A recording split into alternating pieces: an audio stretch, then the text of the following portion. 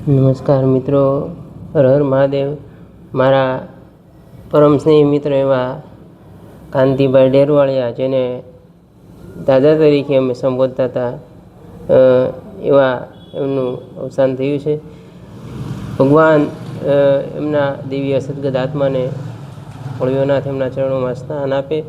કારણ કે એક ભજનમાં કહેવાયું છે, લેણ દેણના સંબંધ છે આ તો ભાગ્ય ભેળું થાવાનું, છેવટ કોઈનું કોઈ નથી આ પંખીડાને ઉડી જવાનું, છેવટ કોઈનું કોઈ નથી આ પંખીડાને ઉડી જવાનું। એટલે અહીંયા કોઈનું નથી, મારે કે તમારે એક દિવસ અંતે તો ત્યાં જ જવાનું છે અને એ નક્કી છે।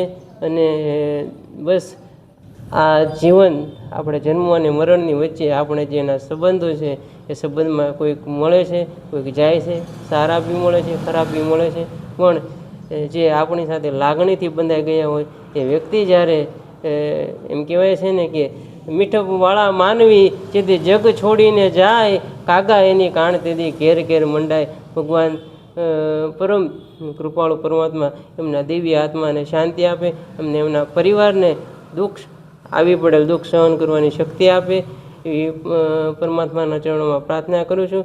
અને ફરી વખત હું એમને શ્રદ્ધાંજલિ અર્પણ કરી અને મારું દુઃખ વ્યક્ત કરું છું। જય સોમનાથ, જય માતાજી।